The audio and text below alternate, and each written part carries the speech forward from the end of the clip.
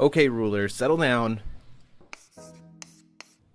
Ruler School is brought to you by Odyssey Games, where you can go to get singles for all your Force of Will and other trading card games, as well as these amazing patrons. Special thanks to guest lecturer member Vite Ramen. Thank you for your support. Class is in session. Like, super weird. Hey there, rulers. Welcome back after a long week of Force of Will, but we know you probably have questions, so you've come to the right place. It's Office Hours, your favorite ever live Force of Will vodcast featuring myself, DMO73, and I am joined, as always, by Paul Reisman. Soup. He's drinking soup. For And super rares. Hey, and Mike Rance. Soup. I don't have soup. I'm out of the loop. Hey, rhyming. Before we get started, I do just want to say thank you all so much for being here and for joining as we talk about spoilers. These podcasts have been super fun. If you like what we do and we make you smile, you want to consider supporting us, be sure to click that subscribe button down below. Or if you want to consider joining the channel financially, as we predicted, there are the gloves.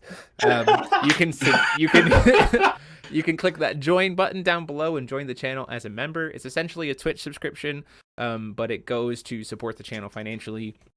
Being able to buy new equipment or anything like that also helps us towards being able to potentially invest in new merch, like designs for merch and stuff like that. As you can see, I am wearing the beta attempt at our first hat for Ruler School, which I think design-wise, this looks good on a hat. We got some work to do on the actual product itself, but we'll hopefully get to that soon. And then you can also help us unlock these wonderful emotes. Like you can see down in the corner, we have 6 more members to go until we can unlock Tiny Violet as our next emote. And I do want to say here, we're doing the exclusive spoilers for tonight at the end of the vodcast, the very last 5 cards, or the second we hit 100 members. So if you want to see those new cards sooner, you can consider clicking that join button down below. And the second we hit 100, which is 6 away, we will go through the 5 exclusive spoilers for tonight. Regardless, we got some stuff to jump into, so let's go. First off, we have Atomic Turbulence, 1 red. We saw this one. This was the one that was shown as the pre-release promo, I believe. Yeah. So there's not really too much to talk about, other than the fact that it's a silence in red.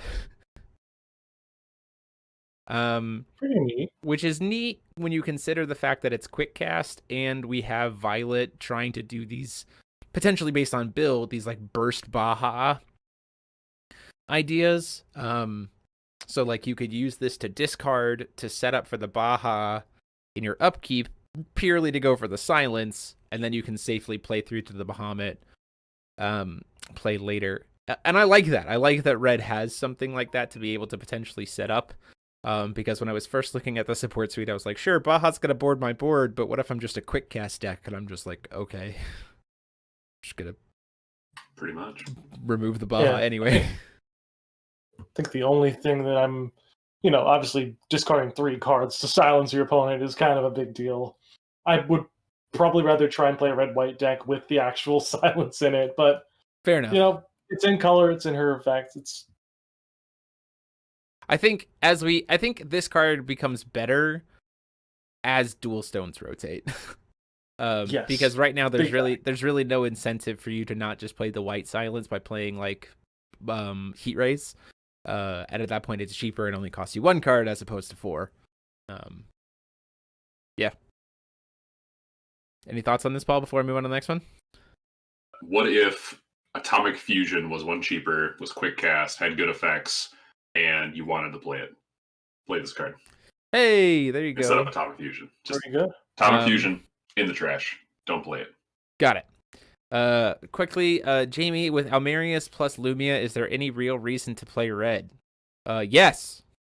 No. As a card that we'll talk about later with one of the demonic worlds, you very much have a way to get around life gain decks. And I think red. I don't think there's really a reason to play red burn, but I don't think that's a reason to write off red, because I also don't think that Violet is a burn ruler. She's like a mid-range or potentially combo-y style deck that is going to try to gain value over time, as opposed to just like burn you to death, which is something that Almerius and Lumia are going to want to neutralize. So we have Atomic Fairy. 1 cost, white 3/3 flyer. Enter, reveal any number of atoms with different names. Put 2 +1/+1 counters on this card for each card revealed this way. So I think an important question is in your guys' mind, how many atoms in a Violet deck do you think we're playing? Well, knowing that we've seen a lot of new atoms, which are coming up later. Sure. I would say the 10 to 12 range. Yeah, I was thinking like 12, because you want like 4 copies of like the 3 good atoms that we have. Maybe a couple more. And then you have a couple on the sideboard. So like 12 atoms. Seems good. So this card becomes significantly better the more unique atoms you're playing. And so if traditional atom packages focus on like 3, maybe 4 unique atoms in a deck, this card becomes less imperative because then you're blending multiple copies of those atoms or singleton, which means it's harder to pull early when you want to be seeing them for this card. Don't get me wrong, in limited, this thing gonna be a bomb. Like this thing's gonna be crazy in limited because you're gonna see atoms. I think there's definitely a version I like of Derek. 36 atoms. Let's go. The answer is yes. 36 atoms. Well, sir, go. I think that this. Let's go. I think that this card is definitely like indicative of the fact that you can play Violet as a more aggressive version, which I think at that point in time you're splashing in a lot more of like the atoms that are going to boost your attack, like we'll talk about later, set up more ways for you to push through. Like it's more leaning on the atoms as removal as opposed to utility, because there are actually quite a few little removal options in the atoms. But like outside of that, this is not very supportive of what you might be doing with the atoms otherwise. And the next card is very similar, I think. It's just like nothing. It's just the 2-drop instead of the 1-drop. Improved Burning Robot, 2 cost 3/3 with swiftness. Put any number of target atoms with different names from your graveyard into your hand. Whenever this card attacks, you may reveal any number of atoms with different names from your hand. Put 2 +1/+1 counters on this card for each card revealed this way. I think this card is actually worse than Atomic Fairy, because if you want recursion, just play Mini Violet. If you want to be able to push through damage with different names, just play the flyer. I like the fact that there's any number of target atom chances with different names, because it's like that's like a potential +6 if you're like really getting aggressive on the atoms, which you can play. Yeah, it's just not very good, so don't do that. Yeah, the only thing I like on this card is the inner effect. I think to play this card as anything other than that is gravy, but the idea that you can just sort of recur all of these things back to your hand and reuse them is kind of nice because you can actually get the grind a little bit. I don't see it more than like a 2 of in a more controlled version to grind it out, but yeah, I'm not feeling it super. Yeah, that's the thing about it. Kaijudo art though. Very Kaijudo style. That's the thing to me is like when you'd want to be playing this guy to like best capitalize on him would be early when you probably don't have very many different atoms in the grave anyway. And at that point in time, like Mini Violet's just grabbing you the same number back probably. Don't get me wrong, in the late game, this guy is an absolute like powerhouse in terms of being able to refill. So we'll have to see like where he finds that slot. Like it feels like an aggro card, but it's probably better suited to a more control variant, which is weird on a 2-drop with swiftness. Yeah. It's confused. Yep. Next up we have this is the Witch of the Quenched Fires, hereby to named Bernadette. Because I'm naming all the witches. Because... Get out of here. It's my podcast. You can leave if you want. So 1 cost 4/4 quick cast, just like the other witches. Prevent all damage that would be dealt by fire, chance, or abilities your opponent controls.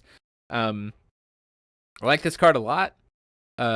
Weirdly enough, this card also answers like Gradius, because Gradius is a fire card, and it's an ability of a fire card, even if discarded to Violet, so that's cute.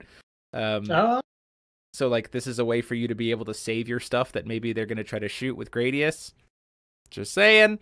I think this card was absolutely necessary, and the way to design the red one for Witch, because I think red's problem, like the problem that red is presenting into the meta is burn that's too efficient, too fast.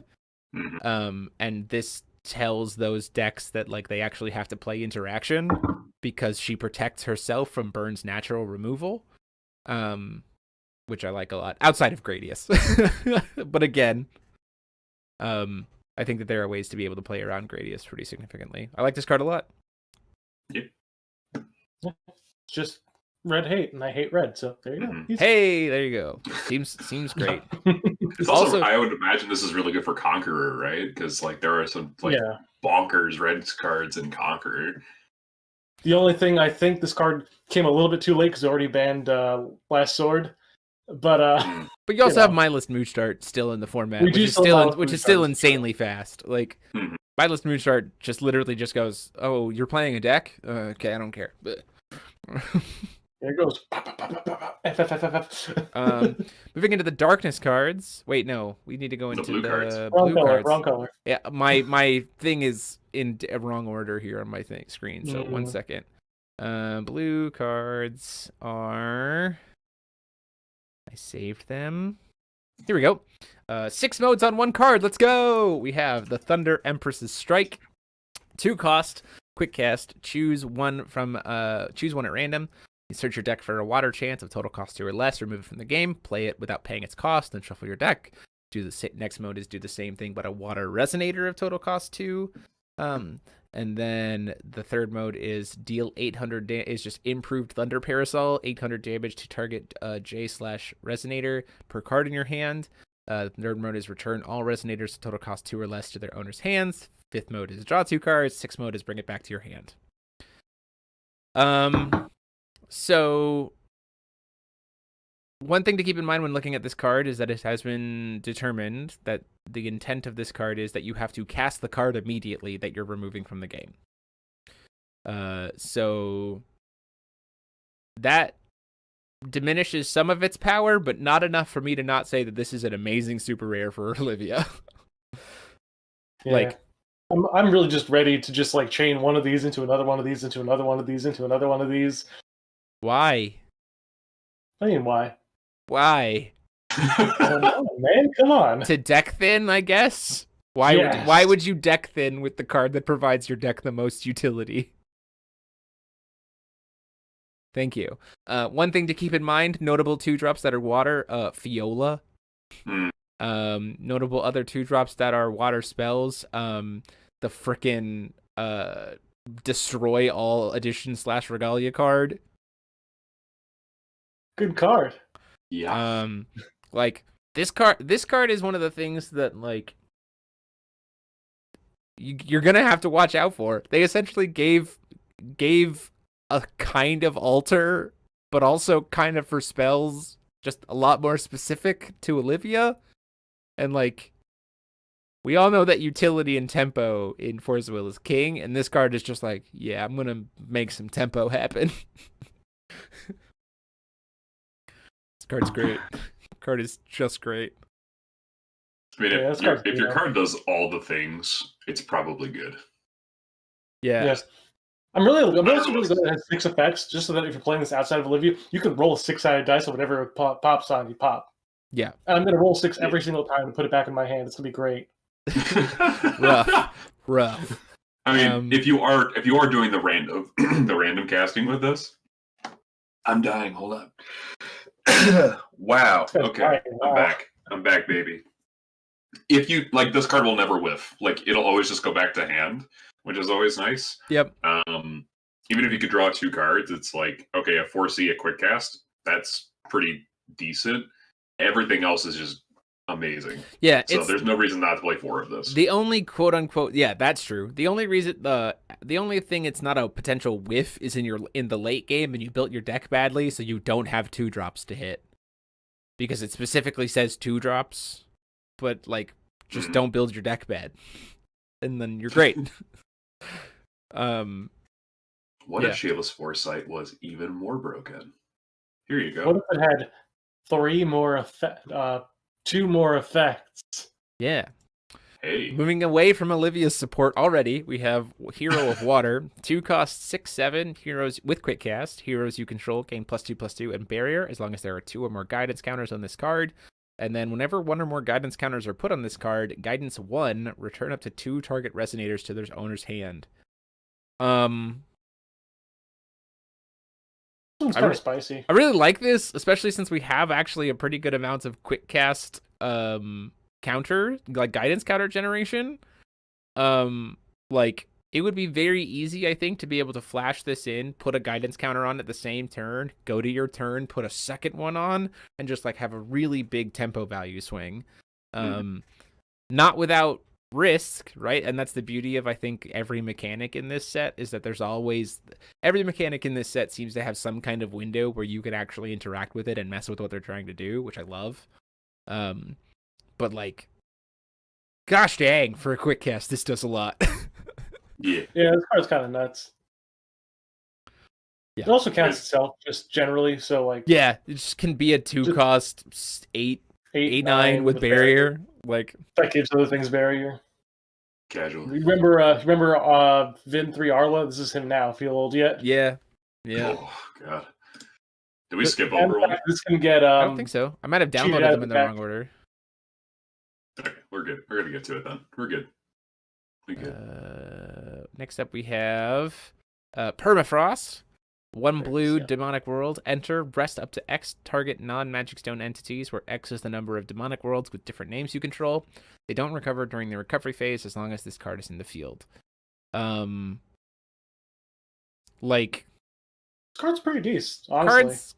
Card's pretty decent for like when you want to be playing it and how it generates value. Like, you don't want to be playing this in the first couple turns, but like play it as a one of in every demonic world deck, and you hit like turn 3. You hit turn 3, and you're just like, okay, pay 1 with Wolfgang. I have Permafrost now. Seems great. This is a very good demonic world. Do you remember Boat? This is him now. Feel old. Yeah, there's a lot of that. Remember those effects that could have been good, except the card we designed them with are absolutely trash. We've put them on good cards. We've put them on good cards now. Yeah. Yay. This is good. And then we have one other blue card in the this is very much in the realm of like bounce tap, stun kind of stuff, which is very much blue's color. Lightning Rod Mermaid, 1 cost 2/6. Your opponent must target this card with spells or abilities if able. Whenever this card is targeted by a spell or ability, it gains barrier until end of turn. So, things to keep in mind about this card: the first time you target it, it will trigger and attempt to gain barrier. If you try to target it again in the same chase before it gets barrier, it will gain barrier again. And then the other thing to note is, what if I chase another card that also targets it? It will gain barrier a third time. Beautiful. Okay, cool. So don't target it. This is a very much a stun-oriented card. It essentially tells your opponent that the first thing they do that targets every turn is going to be wasted, so they have to play their turn differently. That's what we wanted out of a stun card. The artwork is gorgeous. The stat line makes a lot of sense for being a 1 cost. Interesting thing to note is that this also steals pumps. Because if your opponent plays a card that says target J/resonator gains, or any kind of ability gaining. The other thing to note, it does say if able. I have to look at Faria. Does Faria say put a guidance counter? I mean, you'd have to put it. You could just put it on the. No, wait. That's 2 modes, right? Let's look at Faria real quick. Hold on. Sorry, this is just me. This is really me exploring real quick. Back to Sword. I'm gonna pull up Sword real quick. It's like at the beginning of your main phase, choose 1. Put a guidance counter on this card. Okay, so it gets around. It can't steal guidance counters because she specifically says you control. Somebody's doing their job. Yeah, I just wanted to make sure I wasn't missing something there. But like, this is a very cool card. It's definitely, I think, relegated more to a sideboard because, like, obviously more aggressive decks are just not going to give a crap about this at all. They're just going to push through damage and not target. I also like how we're getting, like, just kind of this package of, like, 1-cost mermaids with some sort of, like, stun effect on them. Mm. Like, we had the one last time that made attacking cost 1. We got this one that prevents targeting. I don't know. It's a cool little, like, I hope it becomes, like, its own little thing because I really, really like this concept a lot. Mermaids are getting like a lot of love, and I love it because I'm that mermaid tribal shill on the podcast. Where was the stuff when Shayla came out? Please. Yeah, one thing to Please note, explain. Sundial, Ominous Moon just says players can't chase to this. It doesn't prevent automatic triggers. So if you try to if you cast Ominous Moon, you have to target this. She will trigger and gain barrier.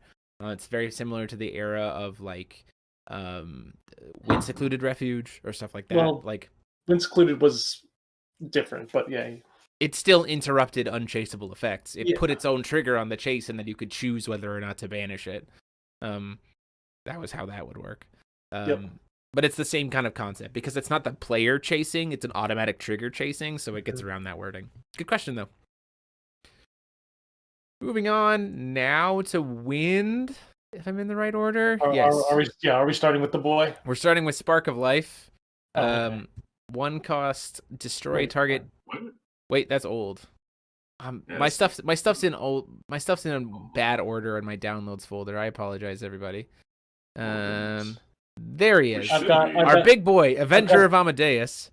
10 cost, 10,000 with Pierce and Eternal. When this card is put into a graveyard from anywhere, put it on the top or put it on the bottom of its owner's deck. Note that is a trigger, which means that there are a few things that you can do to kind of sneak past that. I don't recommend it. I don't know how this guy's being played outside of some form of cheat-in that we haven't already seen, or that we haven't seen yet, or the known cheat-in ways, which are all bad. So don't play them. Jeremy, we're hard casting it for 10. Let's go. How? I would be interested to see you try to cast this for 10 and then have it bounced by a 1-drop. Correct. Or forced to banish. This is... I mean, there's got to be a way to cheat him in, right? The problem is... Dance of Shadows. There's got to be a way that is at least a little bit better to cheat him in than anything to do with Graveyard. Because if you're thinking about playing a Reanimate deck in this format, you need to stop immediately. Like, that's correct. Just stop. Don't do it. It's wrong. So much Graveyard hate. Also, don't play Beanstalk. I've seen people being like, you can do Beanstalk. You know what I do in response to you trying to put that third counter? I kill the Beanstalk and you feel real bad. That's a 2-drop that takes 4 tap abilities to cheat something in. Don't do it. Beans! Stop. I really want to see what this guy's cheat-in effect is, because clearly he's going to have something that supports himself being cheated in, not having to rely on stuff that's already been printed. Which would be interesting to see. We do have the risk of that there is stuff to be able to stop cheat-ins with several, not only Exorcist Mage, but also Linda, Black Witch. But like, I mean, hey man, if you see your opponent in draft play 10 stones, watch. Unbelievable. Shout out to more Kaijudo art. Very much more Kaijudo art. Shout out to Apple needing to put a bean emoji in here, because I feel cheated, honestly. Speaking of there being more Kaijudo art, next up we have Starving Beast, 1 cost 4/4. That is a beast. Enter if you control a Jade Ruler, put 10 +1/+1 counters on this card. Draw a card to destroy a Jade Ruler you control. That seems fun. 1 cost 14/14 that draws you a card when your other ruler is eternal. Yeah, seems pretty good. Or 1 cost 4/4 imperishable at worst. Yeah, 1 cost 4/4 at worst is like still not bad, but also just like, again. So the question that I have is with Brad, just like I have with Violet, is with the stuff that we're seeing, it's like, how do you build an aggro Brad? Because his spells make me think that like he doesn't need to rely on something like Starving Beast to kill you if he's going for like Seal 10. But then I question of like, well, if he's not going for Seal 10, what does that like more aggressive or mid-range strategy look with him? And so I'm really curious to see how that pans out. because like Seal 5 gets you access to the witches, so maybe the like mid-range Brad is Seal 5 for like witch shenanigans. Nah, but aggro Brad. Let's go. or aggro Brad. So we'll Smack have him in to the face with 7-7. We're playing Kane, boys. Let's This go. is excellent reflect refrain support, by the way. Yeah. Also, yeah, just excellent. Is it? Well, Is it? this won't because it has to like. It won't gain it if you try to flip back your reflect refrain before the enter Also, you effect can only resolves. flip back your reflect refrain on your opponent's turn. Yeah, so also this that. it doesn't Oh, dodge never it, mind. so- You're right. You're right. This is one effect. Destroy Jury Ruler would be after that. This is effect. Nine-Tailed Fox support, though. Let's Nine-Tailed- go. yes. It is Nine-Tailed Absolutely. Sox support for the man who Never can't mind. be destroyed. So much better. Next up we have the Witch of Unblowing Wind. I know, right? Air. Air. It's just air. One cost 4/4 with quick cast. Entities your opponent controls cannot be recovered by spells or abilities. Super unfortunate that it doesn't just say your opponent's cards. Because then that would be great against like 6-stage Stone recovering rulers. Doesn't Imagine do that. this was printed in Athenia format. Yes. Yes. So I like this card. I think that it's more niche than Bernadette. It's less niche than Blue Witch. So like Yes. in that like frame. I also think that like based on the matchup, like this could be real bad for Welser. Mhm. Like, hi Welser, Can we you talk just about how weird the phrase "unblowing" is on this card? Like, just I don't. yeah, I it's don't like weird. that word. It's weird. It's weird. We can move on. It's, It's weird. Just Say call her Indy. Because it's like she's windy, but she doesn't have any wind, so there's no W, so she's Indy. Welcome to Gen If she Con. didn't have any wind, wouldn't it just be E because she's not windy? Wind. W sound. There's also an IND in wind. Just a heads I up. understand. She'd just be E. Just call her E. She's just E. She's just E. It's just that Markiplier Lord Farquaad meme. It's just E. Next up, we have Also, Guardian. Go ahead. hi Gretel. Yeah, also, hi, Gretel. Guardian Dragon of the Kingdom, flying 3/3. Cards gains +2/+2 for each Magic Stone you control. On enter, put the top card of your Magic Stone into the field rested. We gave up speed for stats, and we made a Gretel again. And it can't be Iron Yar summoned out of the graveyard. And it can't be Iron Yar summoned out of the graveyard. I like this a lot. I think the reason why I like this so much, like why I'm not like freaking out about this card, is because like the silly things that I've heard people say about trying to cheat out stuff is like the stuff that everyone's going to be trying to do with other things anyway. So you're going to run into things that tell you to not do that. So like don't. And secondly, like we have enough efficient spot removal across all colors that I'm not like terrified by this thing being bigger. Does that make sense? Like this is a good card. Like this is a great card. People scared of this card still think that stats matter, which I think is kind of a thing. Yeah. Not wrong. Stats have kind of stats are very matchup and Gretel deck did put into dependent. play untapped. Yeah, and This one does not. yes, this one is coming into play tapped, which we've learned our lesson outside of we've learned our lesson and things want to come into play tapped, except unless you're Institute. Whoops. Moving on. And then we have, let's see, now we're in the black stuff. Yes. Yep. Now I got to make sure I'm at the right spot for the black stuff. Here we go. Necronomicon Barrier. Choose one. Resonators entering the field that your opponent control don't cause their own abilities to trigger until end of turn. Second mode is search your deck for a Demonic World Edition, reveal it, and put it into your hand. Then shuffle your deck. This card is great, not just for Wolfgang, but also like any deck that's splashing black. A one-turn Abdul, like when your opponent's trying to pop off or do something, and to just be able to be like, yeah, no, stop it. They're finally giving black more answers to Wolfgang FTK. Also, yeah, Wolfgang can now answer the fellow Wolfgang FTK, which is hilarious.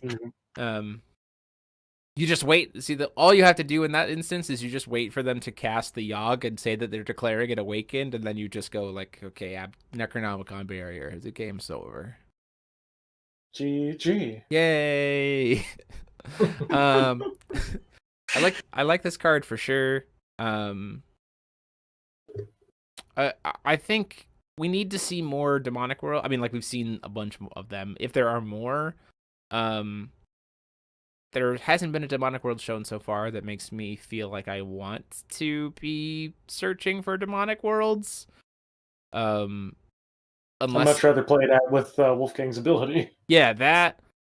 Unless we saw like a quick cast Demonic World, or I like really needed another, like I needed another name that turn to be able to push through for the lethal, right?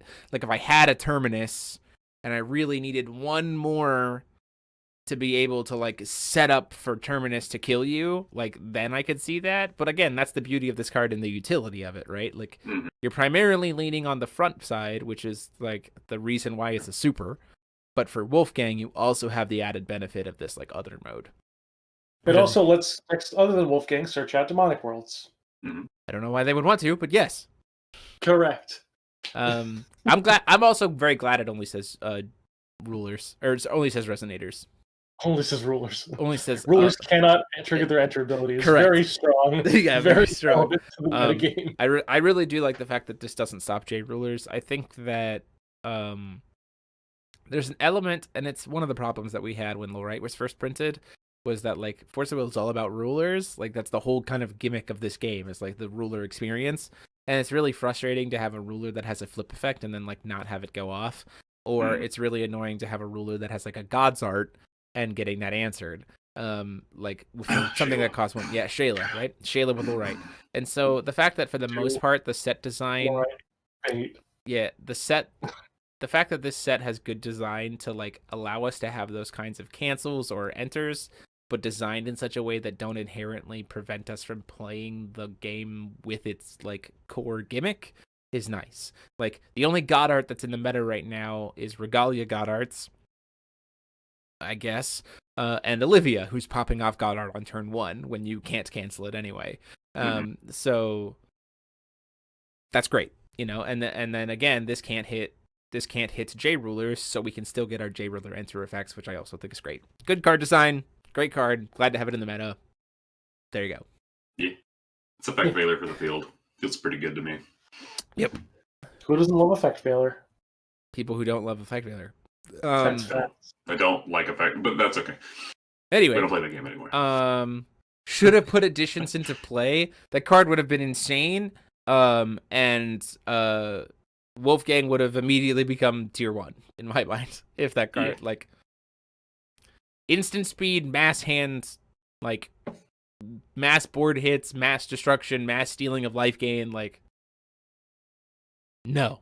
Next up we have Bloodlord, 2-cost, flying, drain, 7/7, enter. You may rest up to X for covered Demonic World editions you control.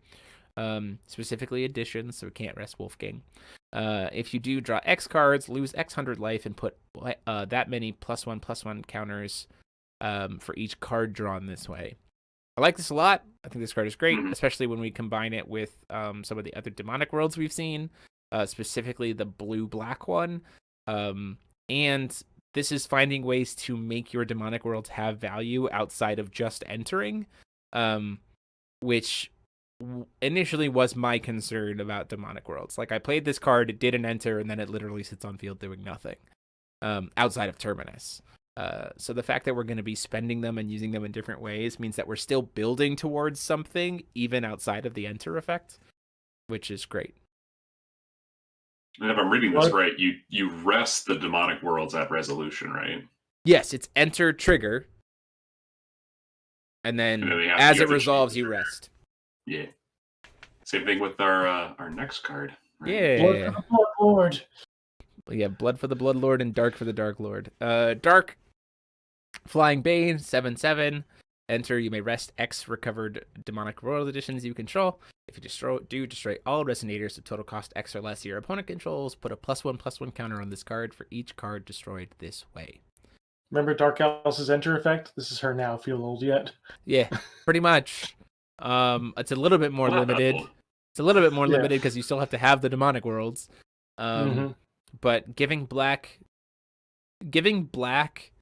efficient board clears that also allow them to establish threats feels nice. Mm-hmm. And allows you to interact with those threats too. It's not just like final battle. It's like, oh, I can kill this thing and then you won't get the counters. But even if I lose my field. Real talk. For Conqueror and Wanderer, these are 2-cost demons, so you can Summoning Heart of Al-Hazred, grab to your hand and play a bunch of them for free. Play the one that draws you cards and draw into the next one, play it for free. Draw into the next one, play it for free. Let's go. That's a terrible idea. Don't do that. Yeah, it's just of cost X. Yeah, so you rest like 2, hit all 2 drops. You rest 0, hit all 0 drops. That kind of thing. I misspoke. People are correcting me in the chat. I apologize for misspeaking. Get wrecked. How dare you say something incorrectly, Jeremy? How dare I? I think the reason why we see this is you're right, Jamie, in the fact that like these feel weird to play early. But also we have a demonic world that we're about to see that literally just cheats these guys out at a moment when you want to use them. So like it's fine. That's the other reason too, talking about the other spell, is you're gonna have probably multiple copies of certain like the better demonic worlds. And Wolfgang can't grab them if you already have them, but you'll want to be able to use those effects again potentially, and the spell helps facilitate that, because you can just go get an edition you already control and then be able to play it. Which that's probably the reason why that mode exists for him and like where he's going to get the most utility. That certainly is a mid to late game card. It also helps him potentially reestablish if like certain ones have been popped. Maybe, but like that's going to be dependent on build, how much that second side gets used. I imagine a second side gets used a lot when we're talking about the edition that brings out these Dark Lord and Demon Lord, or Blood Lord, because you're going to want to hit that edition multiple times. Next up, we have the Hero of Darkness, a card that to this point still confuses us as to whether or not it's actually a 1-drop or that it should be a 2-drop. Currently printed as a 1-drop 7/6. It says heroes you control gain Bane, and when this card is sent into the graveyard from the field, your opponent discards a card by Mike, as long as there are 2 or more guidance counters on this card. And then it says whenever 1 or more guidance counters are put onto this card, put guidance 1. Your opponent banishes 2 resonators. Card stat line was so good it cut out my internet for a second. Yeah, right? Yeah, the reason why, and we can get into the discussion about why it's probably okay that this guy is a 1. Like, it's not like, oh, we're all going to die because this card is a 1-drop 7/6. We'll get into that in a moment. The main confusion with why this guy, if whether or not it's a misprint here as to whether he needs to be a 1-drop or a 2-drop, is the pattern of all the heroes up to this point don't line up with this stat line. All the other heroes have had similar stat lines that have been 2-drops. It's very weird. It feels weird to see a card that's outside of that pattern, which is why we have requests into the company to see if it was meant to be a 1-drop or 2-drop, and maybe there's a misprint there. That being said, this card is bonkers for the fact that it's purely a 1-drop 7/6. But also, like we talked about earlier, we're in a format where like just having good stats doesn't really do you much in this game. He's a very good tempo card, like stealing 2 things, and potentially for more of a control build, like finding ways to sack your own heroes with this guy on board so you can like try to make them lose cards. Imagine this guy in Alter format. Imagine 2 of these guys in Alter format, because then every 1 creature is 2 cards discarded. Like, because they stack, because this ability will stack. Each one will give it. But like we have enough spot removal that like you're going to be able to interact and potentially prevent him from getting to 2 counters very easily, even getting him to 1 counter very easily. Like the biggest thing that makes this card, like if this card was a 2-drop, he would be okay. The fact that he's a 1-drop makes us think about him more and be like, he's probably seeing play in Varia decks. Purely because of the way guidance works, just in general. There's so many windows of opportunity for you to disrupt guidance that, like, if you really are concerned about this, you probably have a way to be able to deal with it. Yes. Yep. Correct. On to Atoms, right? That's next. Demonic Worlds. Demonic Worlds. Starting with Scorching Mountain Trail, I think. Well, we're starting with the super rare because that's where I want to go. Okay. Amadeus, the Fallen Kingdom, 3 cost, 2 black, 1 white. Choose a number on enter. Choose a number equal to or less than the number of demonic worlds with different names you control. Remove all non-Magic Zone, non-J-Ruler entities of total cost 3 or less, equal to that number your opponent controls from the game. Hey, all my stuff has Eternal. Yeah, I don't care. RFG it. Listen, we're gonna get to 10 demonic worlds, and we're gonna remove an Amadeus. Remove the Avenger. Let's go. Yeah. Okay. Let's go. If we have 10 demonic worlds, bud, it would take 9 demonic worlds and a Wolfgang. So we got it. We got him. Bang. We got there. We got him. Yeah.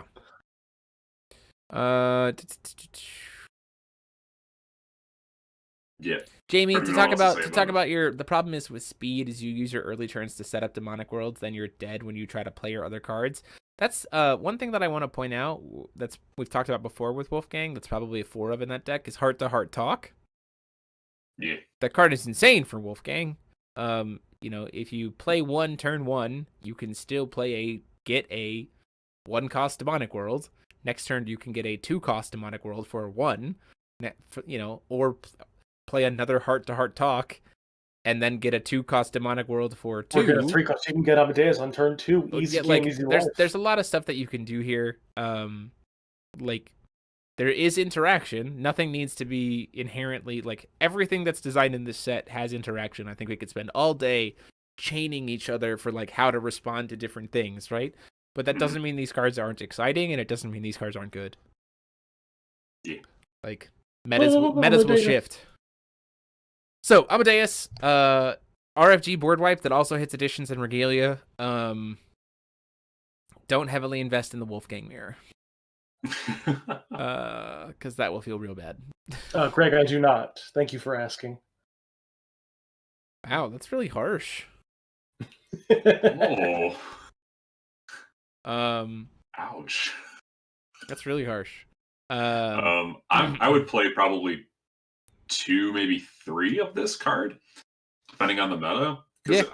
You don't. Well, it's a high costed card, first of all, and then second of all, you want as many different demonic worlds as possible. Yeah. Before you play this card. So 2 of which. Let's just talk about how the internal diversity of this deck is going to be played out because it says demonic worlds of different names. You're going to want to run a crazy suite of demonic worlds and not just play 4 and 4 and 4 game. Very, very, very true. He's going to have the most singleton 2 copy setup just because of the wanting to have different names. And also the fact that literally you just search your deck for whatever you need. That too. Yeah. Toolbox. Okay, so next demonic world, I'll find it. Here we go. Now we have Scorching Mountain Trail. So 2 cost. If your opponent would gain life, they lose that much life instead. Enter, destroy target resonator of total cost X or less, where X is the number of demonic worlds you control with different names. So enter plus a static. This is probably the most sideboardy, because you play it as a 1 of just to have a different name potentially, and then maybe you play some more in the sideboard if you're worried about addition hate and life gain. Still good though. If this card was just the life gain effect though, I think it'd be unplayable. Which I think I'm kind of glad of the reason why it has that also gets a 1-for-1 upon cast. One last thing, the flavor text. In this place, the smell of burning meat is everywhere. There's no meat on this card art. Where's the meat coming from? I'm so concerned. I really don't like that. So there's a theory going on in our Discord right now that all of the demonic worlds are actually different circles of Dante's Inferno. Yeah. And so this one would be the 8th circle, which I don't speak Italian very well, so I'm not going to try. There's bowls of lava where people are being boiled alive. And so that's probably where the meat smell is coming from. Oh, probably, yeah. There you go. Sense. Boiling the meat. Hooray! Next up, we have the Forest of Darkness, our black green J resonators your opponent controls gain -X/-X, where X is the number of demonic worlds with different names you control. This card is, this card is potentially very, very good. This is another card that you're probably going to want to play multiple copies of because you want to be able to have multiple of these on the field to really gain those effects. And then something. Remember Alice's World of Madness? This is her now field. Yeah. Yeah, we got it. Because it's only your opponent's side, and yada yada yada. Yep. And it's J resonators. I think Alice's World of Madness is only resonators, if I remember right. Yes. Correct. There's an Arby's you could see with the film frame. That's funny. I like this card. I like this card a lot. I think Wolfgang in general would be a deck that thrives in a meta that's not playing black. As surprising as that, like his strongest metas are going to be when people aren't playing black, because his kind of concept and mechanic is built so heavily around searching. Whether it be through his ability, whether it be through the addition to get other people, whether it be his judgment, whether it be his spell to get them to your hand, like that kind of thing. That like if you're walking into a meta of a bunch of people playing white, you're gonna have a great time. If you're walking into a meta where Jeremy Franklin is also playing with you, you're gonna have a terrible time because Jeremy's always playing black, like always. Jeremy loves playing the villain. I do love playing darkness cards. But like I'm fine with that. Like I think that's good. I think having rulers that are more meta dependent and we'll see play go up and down is the excitement of this, and it makes me excited for cards like this too because I'm not gonna see it everywhere. But when I see it, it's gonna be fun to play. It's gonna be like fun to play, and it's also gonna create fun matchups to be able to play against. I think. Interaction. Hooray. Our last one is the one that we talked about before that lets us cheat in. The Paradise of Fallen Angels, 2 cost, 1 blue, black, 1 black. Search your deck for any number of fallen angels and or demons with a combined total cost of X or less, and put them into the field, where X is the number of demonic worlds with different names you control. Then shuffle your deck. This is a 2 cost that can potentially get you 4 costs worth of creatures or more. And by the way, those 4 costs can be Bloodlord and Darklord, and then wipe your opponent's board and draw you some cards, or do whatever you need. I'm just gonna play Wolfgang and Conqueror. I'm gonna get to 6 demonic worlds, drop this, pull a Belial out of the deck. My opponent's gonna have a real bad time. It's gonna be really fun for both of us. Gonna enjoy that a lot. Yeah. The concept of Fallen Angels with this card going back into Valhalla, but also into now is kind of cool. I like that. Yeah, I do as well. There's a lot of fun. Like these 2 sets, Rebirth of Legend and this, I think have done a very good job in just like every single person who plays Force of Will can find something good out of this set, whether it be for New Frontiers or for Genesis or for Epic Stories or for Conqueror or whatever. Like it's a neat card. It's definitely it feels like a Timmy card, but it feels like a fun and possibly exploitable Timmy card, which I like. Any thoughts on this one, Paul? I'm just looking at the Facebook page and someone's saying you can search Terminus with this on Flip, which I think is a thing. So you can maybe play 2 most of this, which I think is where you want it to be. Because, I mean, you're counting this plus Wolfgang, and then anything else you've played during the game, and so you're going to get Terminus and be able to swing for game for there. Yep. So I think that's what it's for. Shion. Hey. Okay, so Into the Atoms. Dark Prominence. 2 costs, 1 red, 1 black. Destroy target J/Resonator, or if discarded, destroy target J/Resonator your opponent controls as an automatic. This is Bloody Break now. Feel old yet? Whatever. Careful who call you ugly in high school. I think it's more careful who you call ugly in high school, because like outside of Violet, you can also just play Bloody Break. Like you can play 8 Bloody Break. Let's go. You can't have resonators. I like this a lot. I like being able to have like Violet is going to have so many tricks up her sleeve. She feels like she is going to be this like always keeps you on your toes, always like guessing kind of deck. I mean, obviously, I think that people will be able to people will also be building her to be like super bursty or super control-y or whatever. But I think of all the rulers, Violet feels like the ruler that's going to have the most different variants of like how you can play her. Like literally you can play her as an aggro deck, you can play her as a control deck, you can play her as a mid-range deck, you can play her as a go wide deck, you can play her as a combo deck, you can play her as a burn deck. Like great. Like I hope that she's the most common ruler in the boxes so that people who buy their boxes can have a lot of fun. And I hope the boxes are 2 rulers per box so that it's not double Violet. But like Violet's the kind of ruler that I think is just a good catch-all kind of J-ruler experience, and I think the atoms really facilitate like, hey, how do you like to play card games? You can play it that way with Violet if you want. Yeah. Yeah. Is that a control card in my red deck? I will say that this is literally the first time I have been excited about a red ruler since Allosaurus. longer than That? since Uh-oh. probably red black Galapagos. Like I just don't don't like red rulers. Traditionally, I just don't enjoy the play style of them for the most part. It's never Bahamut. Yeah. Blast Part 2 Atomic Bugle. Yeah, Violet has me excited. Like I might actually be the pilot for Violet on the channel, and I'm never the pilot for the red deck. The Violet pilot, yeah. You ready to pilot? Stop it. Anyway, next Atom we have Aegis, red-white Atom. Choose one, destroy target attacking J/Resonator, or destroy target addition.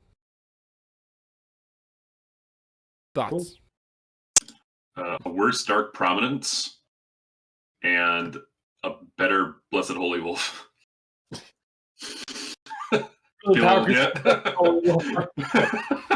Yeah, for sure. I like this card to me when we have something like Dispelling Stone in white that also draws us a card, and we have something like Dark Prominence for hard removal.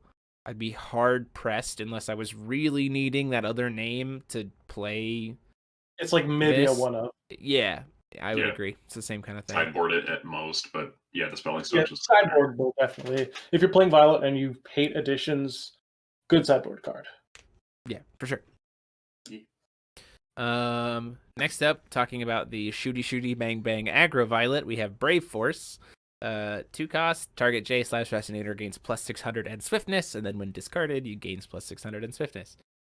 So here's one thing to note about this card is this card actually is the Atom that benefits J-Ruler side her the most, because her J-Ruler side discards a single card to gain +2/+2 or barrier or swiftness. And so you can just like give her flying and then use this and get the other 3 things and discard 1 card and gain 4 effects off of it on a J-Ruler beats Violet deck. She's going to become keyword soup. Yeah. Yeah, for sure. See what you did there. I'm glad they showed us something like this because, again, I think it speaks to that. Like, any way you want to play Violet, there is some kind of combination that you can use to play her. Something interesting as well with this card is that it's, like we've had something like, it's something that allows Violet for 1 void to give anything you control swiftness. So there's a lot of combo potential just kind of buried in there. Right now we've only been able to do that with something like the Kusanagi Motoko and Bato Resonator from Ghost in the Shell that gives something swiftness. This thing could be like a really, really significant combo piece, honestly. Yeah, it could, for sure. But it's respondable. It is very respondable. It is very, like, it's not something that's particular, like, the ways that you want to be using this card are the ways that it's most telegraphed. which is the inherent weakness of it. Like, if you catch your opponent off guard, great. If your opponent is paying attention, watch out. You can give the 10,000 swiftness. Yeah, after we hard cast it in for 10, discard the card, give it swiftness. Beautiful. There it is. And it's got, like, and now it's got think. Eternal and Barrier, and it's got Pierce. And Swiftness, and it's a 10,600 10,000. And then Mile. we cry because our opponent's Brad, and they play Awaken the Secret of Crucible Lesta and force us to banish everything. Nobody's playing Brad. Come on, Jeremy, let's go. No one's gonna play Brad. No one's playing Brad. Ugh. No one's playing Brad. Anyway. Oh, no, something fun about this card, actually, that I'm thinking about now. You can use Tiny Violet, tap, draw, discard this card in response to something targeting her to remove her, so you make them waste removal at instant speed and lose no board presence because of it. Yeah. Like, by and cute. large, this I is like that. the best Atom. Like, in my opinion, this is the best Atom. Brave Yeah, Force? I would- Yeah, I would agree. Like, this is I best like by and large. Four of this. like by itself, I think this is probably the best Atom. Yeah. It's just the green one. Anyway, next. Hey, hey, the other green one is terrible. So, Magical Loveliness, 1 blue, 1 red, target J/rest target J/resonator. This card deals 400 damage to your opponent. Wow. I guess if you needed another name, you could play this card. 0 or Sure. 1. Probably I 0. think this is the thing of we made blue-red too good last set, so now we have to remind people that blue-red is always supposed to be the biggest meme color of Force of Will, so we made the blue-red Atom the meme. It's a statement against love. Somebody at I Spy got hurt real bad in a relationship, and they just want to make the love-related cards the worst they can be moving forward. Yeah, So probably. That makes a lot of sense. That makes a lot of sense. Truth. Speak truth to that, buddy. I think the green Recoverer Stone is still pretty good, Charlie. I was just being silly. It's the most like it speaks again to that whole idea of trickiness, especially if you have something like Heart to Heart with the base green. But like, yeah, it's good. It's good. It's not a card that I think I would see play as a 4 of. Like the base green Atom, I don't think so. Anymore. Next up we have today's spoilers, right? Which is starting with Lenneth, Heroic Goddess of Guidance. 2 white, 1 red, 8/8 entities you control with guidance counters on them gain Eternal. Enter, search your deck for a hero of total cost 2 or less and put it into the field. Put a guidance counter on it immediately, and then shuffle your deck. Let's talk about all the different ways that you can play this. Play her, get Wind Servant, put a trigger on it, recover 2 stones. You paid 1, and you put an 8/8 and a 6/7 on board. That seems great. Let's like, there's so many different combinations you could do with this. Especially when you consider the fact that Faria herself can just cheat this in on turn 3 or sooner. Here's the realest way to play it, though. Play it, get the water one with a counter on it, bounce 2 things back to their hand. Everything has Eternal because you put a counter on your Lenneth, and also everything has Barrier and +2/+2, so your board is unkillable and untargetable. There you go. How did you put a counter onto the Lenneth in that interaction? Whatever, it's fine. We also need a second guidance counter on the blue one. We're playing cats. It's fine. Okay, got it. I mean, that's very fair. Schrodinger's probably a 4 of in every version of the deck, but like, yes. Like we have enough quick cast, but like the way you were describing it, it was just like I use these 2 cards and do all these 3 things that I need other cards to be able to do. Jeremy, you don't understand. It's super sweet. Can I trigger the Atom Resonator to trigger Violet and Wanderer? Nope. Nobody's told me anything otherwise. I mean, come on. But it's not a card type. Atom is not a card type. Atoms are a card type. Atom the bunny is not. You just wish you would hold Caduceus properly? Nah. No, she loves Caduceus. She's holding it tenderly, as you would a lover. Her arm is like barely even off the stick. It's like out here. It's floating. Here. Yeah, it's just floating there. Like she's like. She's Eric Caduceus sing. Next up, we have the hero of the Sacred Spirit, aka Nick Cage. Because once you see it, you can't unsee it. Put some guys counters on you right here. So 1 white, 1 red, 7/7 on enter. Put 2 guidance counters on target entity you control. I guess if you really have to have something, off of Lenneth and you have no better option, you could grab this, but why? Draft it. Yeah, Draft this card. like don't get me wrong, if you somehow in your seal pool for pre-release pull a Lenneth and this, wow, like that's great, right? Because this is an entity, so like Lenneth will grab this will put counters on the Lenneth, which is her Eternal, and then also this guy has Eternal while Lenneth is on board. Like it's good. It's definitely Nick Cage. It's good. It's 100% Nick Cage because this is him after he had his face taken off. Yeah. Oof. Yeah. Good, like okay card, but there are other heroes that do better. Like this is a limited hero at best. Anyway. Next up, we have Mysteries some Brad of spells. Zero? The Mysteries of Zero. 2 costs. Destroy target non-magic stone entity. Total cost 3 or less. Put a knowledge counter on a J/ruler you control. And it's seal 10. Destroy up to 5 target non-magic stone entities instead. I think this might be the worst white-green card that has been printed in Force Bill since, like, the LEL support for Inheritance. God. Yeah, you're probably right. The weird lion. The weird lion. The weird lion. Feel old yet? Yeah. These are this card's okay. I mean, like, yeah. I need to see. It's evaluating Brad's cards is tricky because it's very much implied that it's hit 10 seal win the game, right? But then the question becomes like, well, how consistently are we hitting seal 10? And at that point in time, how relevant are these kinds of seal 10 effects anyway?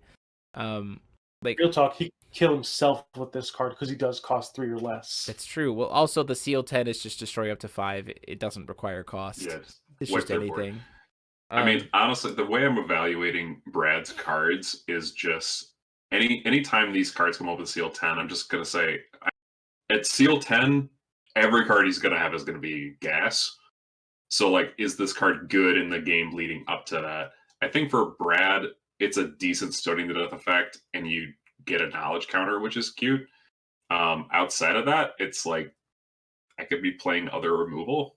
So I don't know if I really need this card, but I'm not going to say no to it. The one that just forces your opponent to banish everything instead of destroying everything. The only thing is this just also hits like Regalia or additions. But again, we have other things that can do that. So yeah, it's okay, right? If I'm looking for more removal, it's here. It's okay. It gets me to my win con. It feels okay. Yep. Next up, we have our last card before the exclusive spoilers.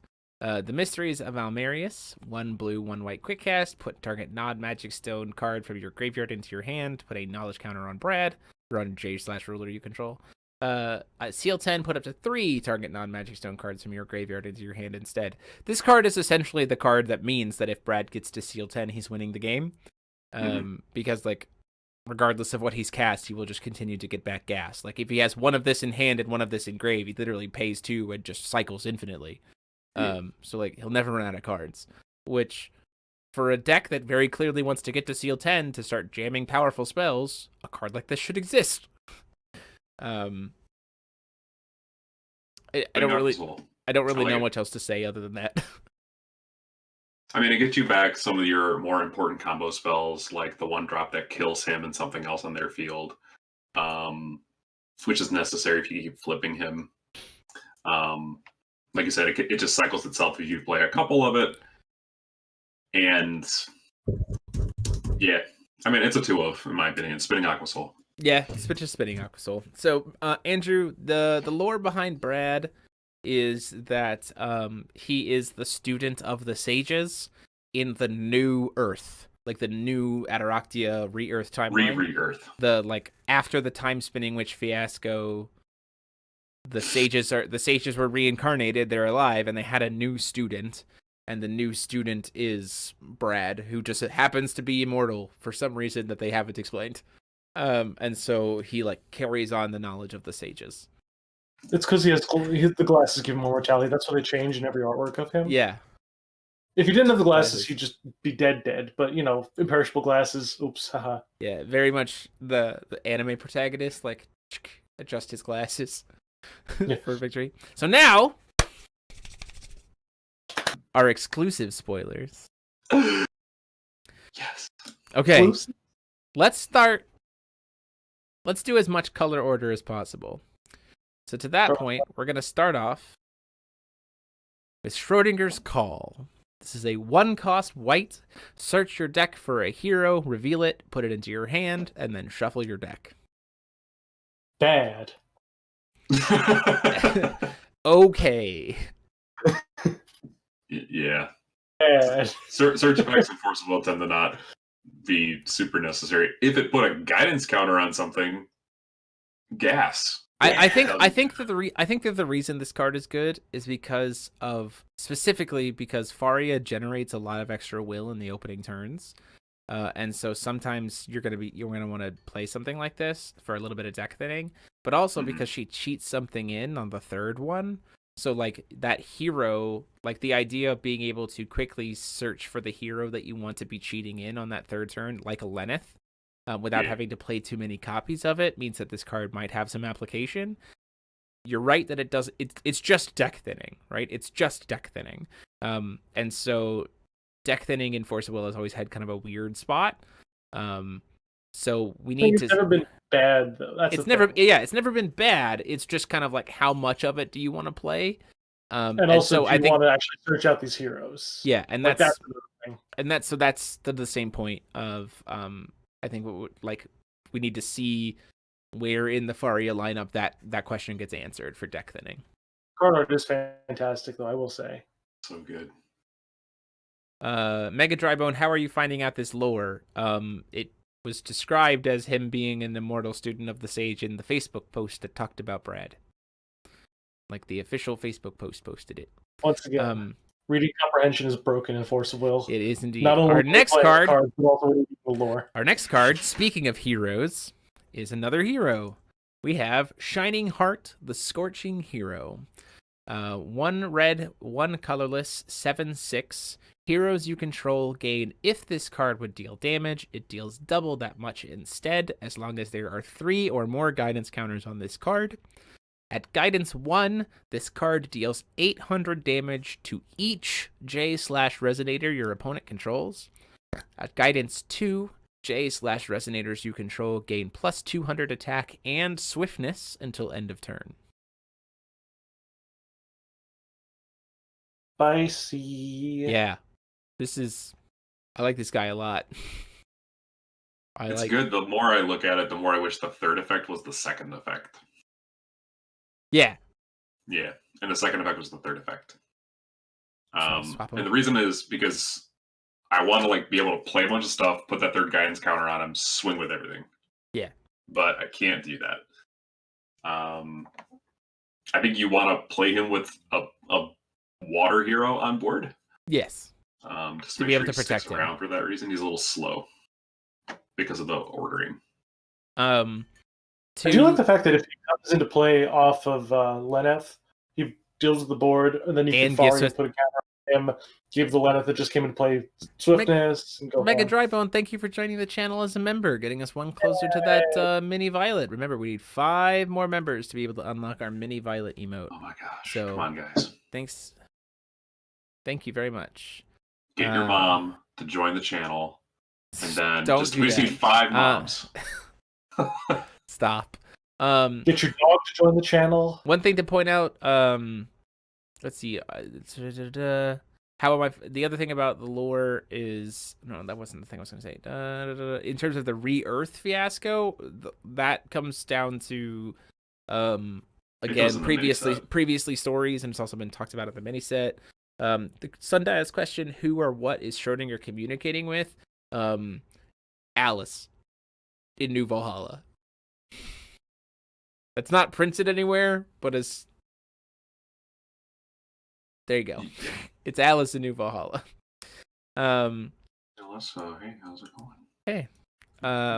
Next up we have, our next blue card is another demonic world. We have the Plains of the Raging Winds. 2 cost, 1 green, 1 wind. Enter, recover up to X magic stones you control, where X is the number of demonic worlds with different names you control. So starting at your second one, this card is just free. 4 of in Wolfgang, if you guys weren't keeping score at home. Yeah, absolutely a 4 of in Wolfgang.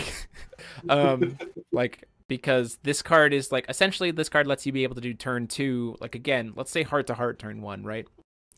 It's heart to heart, hit this, or hit a 1-drop off of Wolfgang. Next turn, you can play this to recover for free, then get another one off of Wolfgang to go to 3. Like, you can build up demonic worlds pretty quick, especially when you take this card into account. If you're playing Heart to Heart Talk and then you're playing this on turn 2, you get a free will. Because you just float that second will.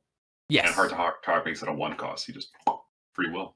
Yeah. Yes. You get a lot of that. You like, there's this card alone says like, you thought my additions were going to be too slow? Wait a minute. And then in later turns, it just becomes even more bonkers. You know, pay 2, float a bunch of will, recover. We've talked about this before. We talked about this a lot last week, and also on our TikToks that we talked about with spoilers. In general, this format, the new rulers have this pattern of being able to establish their own game plan while also leaving up will for interaction in their own unique way. And this card is what we were waiting on for Wolfgang for that. This card lets him play Demonic Worlds and push towards his end game while still being able to leave up interaction, which I think is how you mitigate this idea of like, oh, everything has to be quick cast, is when you have stuff like this that says like, no, I can play standard speed stuff, but I still am able to interact with you later. Also, once you start getting into a mid game with this card makes me realize how good Wolfgang will be in the mid game, assuming you can get there, obviously, because this format can be either really fast or really slow. Yeah. It's probably the only demonic world that we've seen, like, it's probably the only demonic world up to this point that's been like probably an auto 4 of for him. Yeah. And it's a normal, which is great, which means Wolfgang's gonna be budget. Hooray! Oh no, video gone. Come back. Hold on, someone's telling me that. Well, I saw a video up on my end. Okay. Oh, it's back. Yeah, it was just Toby. Okay, next card. We have a fish. This is Fish. This is Sparkle Fish. 1 Yay, green, my 1 favorite. blue, 7/7 with quick cast. On enter, choose one at random. Recover all magic stones you control. Cancel target non-resonator spell, or cancel target resonator spell.